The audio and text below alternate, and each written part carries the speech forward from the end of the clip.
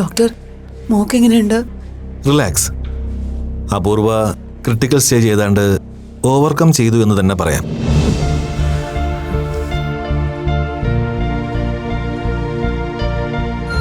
ട്രീറ്റ്മെന്റിനോട് വളരെ നല്ല രീതിയിലാണ് പേഷ്യൻ്റ് ഇപ്പോൾ റെസ്പോണ്ട് ചെയ്യുന്നത്. അത് സസ്റ്റെയിൻ ചെയ്യാൻ പറ്റിയ പിന്നെ പേടിക്കാൻ ഒന്നുമില്ല.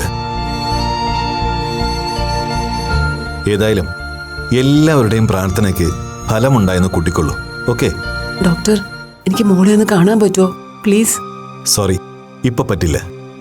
കുറച്ചുകൂടി വെയിറ്റ് ചെയ്യൂ. അപൂർവ കംപ്ലീറ്റ് ആയിട്ട് ബോധത്തിലേക്ക് തിരിച്ചു വന്നിട്ടില്ല.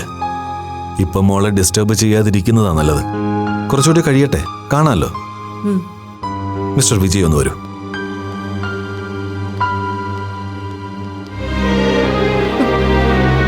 എന്താ ഗീത, ഡോക്ടർ പറഞ്ഞത് കേട്ടില്ലേ? ഇനി അപ്പൂന് ഒരു കുഴപ്പവും ഉണ്ടാവില്ല. അവൾ ഓക്കെ ആവുന്നേ. എന്നാലും അവൾക്ക് ഇങ്ങനെയൊക്കെ ചെയ്യാൻ തോന്നിയല്ലോ അമ്പി മാമ. അപ്പോഴത്തെ ഒരു വാശിക്ക് ചെയ്തതാവും. ഇപ്പോഴത്തെ കുട്ടികളല്ലേ ഗീത, പിടിച്ചിടം ജയിച്ചില്ലെങ്കിൽ പിന്നെ ചില കുറുക്കുവഴികൾ, അല്ലാതെ എന്തു പറയാനാ? അപൂർവ, ആ ഈ മെഡിസിൻ ഒന്ന് പുറത്തുനിന്ന് വാങ്ങണേ. ആ ശരി, എന്നാ ഞാൻ പോയി വാങ്ങിട്ട് വരാം.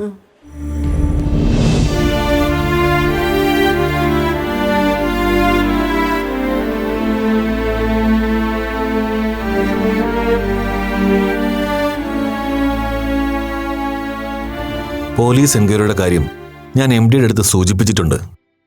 എം ഡി അത് ആലോചിക്കട്ടെ എന്നാ പറഞ്ഞത്. 10 മണി കഴിഞ്ഞ് എം ഡി ക്യാബിനിലുണ്ടാവും. വിജയ് അദ്ദേഹത്തെ കണ്ട് പേഴ്സണലായി ഒന്ന് റിക്വസ്റ്റ് ചെയ്തേക്ക്. ഓ, പേഷ്യൻ്റ് പോസിറ്റീവായി റെസ്പോണ്ട് ചെയ്യുന്നത് കൊണ്ട് പുള്ളിക്കാരൻ ചിലപ്പോൾ സമ്മതിച്ചേക്കും. ഞാനും പറയാം. ഷുവർ ഡോക്ടർ, അദ്ദേഹം വന്ന ഉടനെ ഞാൻ പോയി കാണാം. ഓക്കെ. ഇനി പേഴ്സണലായി ഒന്ന് ചോദിച്ചോട്ടെ, ആക്ച്വലി എന്തായിരുന്നു മോളുടെ പ്രോബ്ലം? എന്തിനാ ഈ കുട്ടി ഇങ്ങനെ? ഷെയർ ചെയ്യാൻ ബുദ്ധിമുട്ടാണെങ്കിൽ പറയണമെന്നില്ല.